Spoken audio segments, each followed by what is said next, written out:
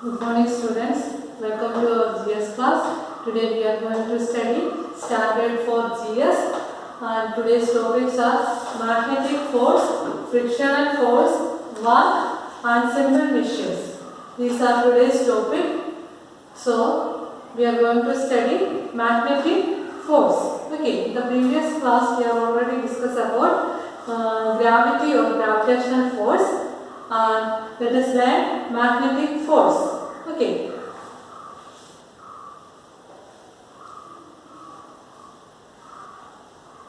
Have you seen a magnet? You have magnet kandittundo? Okay. This is the picture of magnet. Magnetine ee oru shape aaganonnilla pala shape il magnets undu. Okay. It attracts pins, screws and nails.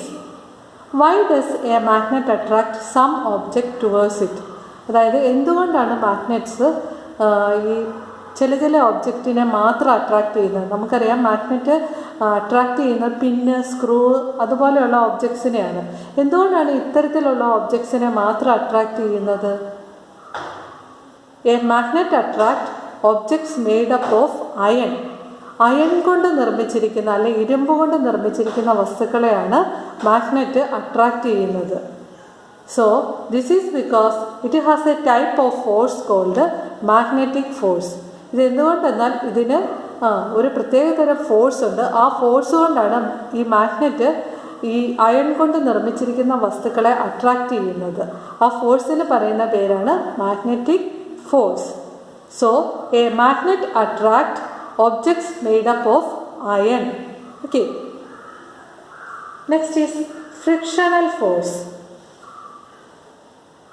അതായത് നിങ്ങൾക്കെല്ലാം അറിയാം, നമ്മളൊരു ball നമ്മൾ തറയിൽ കൂടി ഉരുട്ടി വിട്ടാൽ അത് കുറച്ച് സമയം കഴിയുമ്പോഴത്തേനും ആ ബോൾ അങ്ങ് നിൽക്കും അല്ലേ? എന്തുകൊണ്ടാണ്? when you roll a ball on the floor it moves for some distance and then comes to stop because of friction. അതായത് കുറച്ച് സമയം കഴിയുമ്പോഴത്തേന് ഈ ബോൾ നിൽക്കാൻ കാരണം അവിടെ ഫ്രിക്ഷൻ ഉള്ളത് കൊണ്ടാണ്. This force that acts between the floor and the ball and brings it to a halt and is called force of friction. അതായത് ഈ ബോളിനും ഫ്ലോറിനും ഇടയ്ക്ക് ഫ്രിക്ഷണൽ ഫോഴ്സ് ആക്ട് ചെയ്യുന്നത് കൊണ്ടാണ് ബോള് നിന്നത്. Okay. So friction is the force that opposes the movement of an object. ഒരു ഒബ്ജക്റ്റിൻ്റെ മൂവ്മെൻറ്റിനെ oppose ചെയ്യുന്ന ഫോഴ്സിനെയാണ് നമ്മൾ frictional force എന്ന് പറയുന്നത്. Okay. Friction is more in rough surfaces like carpeted floor and less in smooth surfaces such as ice and snow.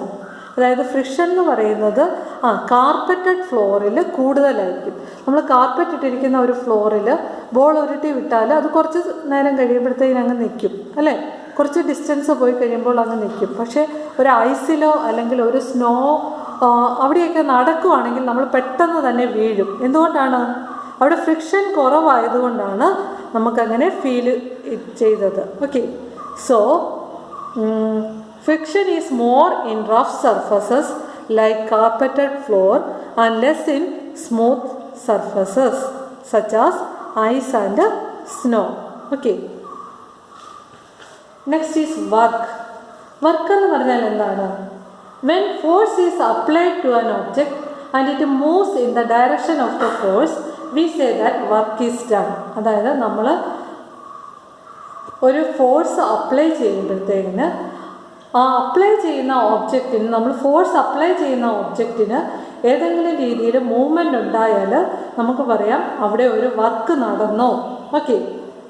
If the object does not move in the direction of the force then no work is done. നമ്മൾ force apply ചെയ്ത object ആ ഫോഴ്സിൻ്റെ direction അനുസരിച്ച് move ചെയ്തില്ലെങ്കിൽ അവിടെ യാതൊരുവിധ വർക്കും നടന്നില്ല. ഓക്കെ. എക്സാമ്പിൾ പറയുകയാണെങ്കിൽ try pushing a table.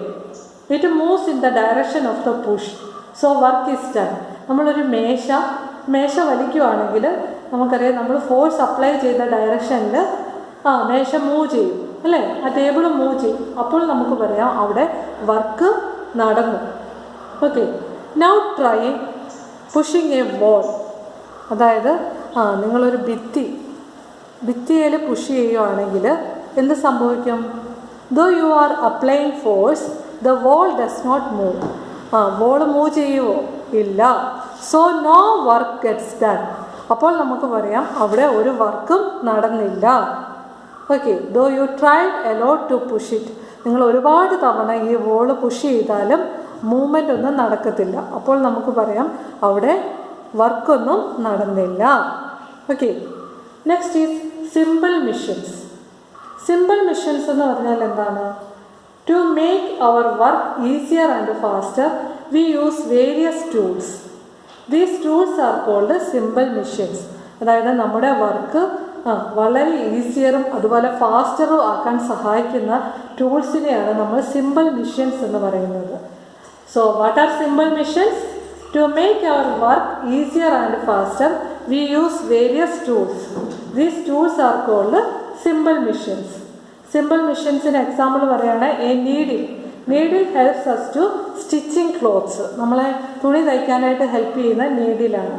അതുപോലെ തന്നെ inclined plane, the screw, the pulley, the wheel and axle and lever. These are simple machines. Simple machines in example ആണ് inclined plane. Can you see this? This is a picture of inclined plane.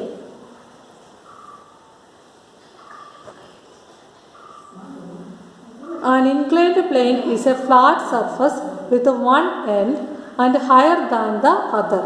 Inclined plane എന്ന് പറഞ്ഞാൽ നമ്മൾ കാറൊക്കെ കേടാകുമ്പോഴത്തേന് ട്രക്കിലൊക്കെ കയറ്റാനായിട്ട് ഉപയോഗിക്കുന്ന ആ ഒരു flat സർഫസിനാണ് പറയുന്ന പേരാണ് inclined plane. Okay, inclined plane is a flat surface with one end and higher than the other. This allows for heavy objects to slide up.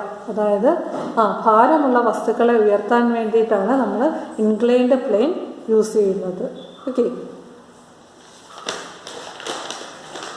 next is screw.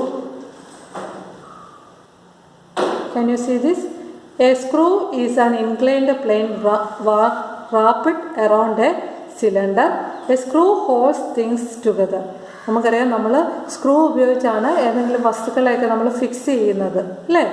അപ്പം അതിനുവേണ്ടി നമ്മൾ യൂസ് ചെയ്യുന്ന ഒരു സിമ്പിൾ മെഷീനാണ് screw എന്ന് പറയാം അല്ലേ? Next is പുള്ളി. പുള്ളി എന്താണ്? അതും ഒരു സിമ്പിൾ മെഷീനാണ്. A pulley uses a wheel with a groove on it and a rope to raise, lower or move a load. അതായത് നിങ്ങൾ ഈ വെള്ളം കോരാനായിട്ട് ഉപയോഗിക്കുന്ന ഇതാണ് പുള്ളി കൂടുതലായിട്ടും യൂസ് ചെയ്യുന്നത്. നമ്മൾ കിണറ്റിൽ നിന്ന് വെള്ളം കോരാനായിട്ടാണ്.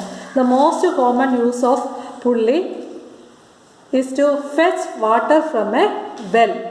Okay, this is the use of pulley. Next is wheel and axle. ഇതെല്ലാം സിമ്പിൾ മെഷീൻസിൽ വരുന്നതാണ്.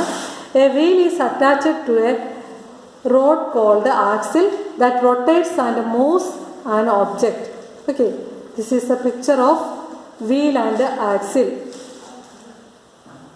Wheel and axle move together. Without an axle, a wheel cannot be used as a machine.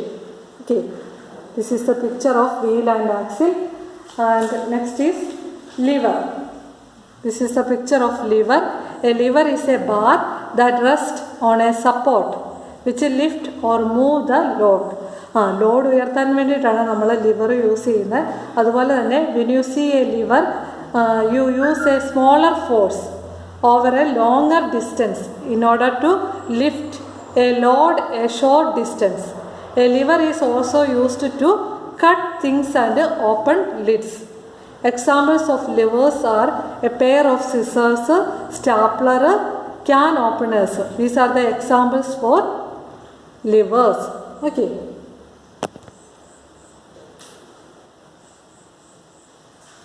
So these are all today's topic. You study well. We will meet in the next class. Thank you.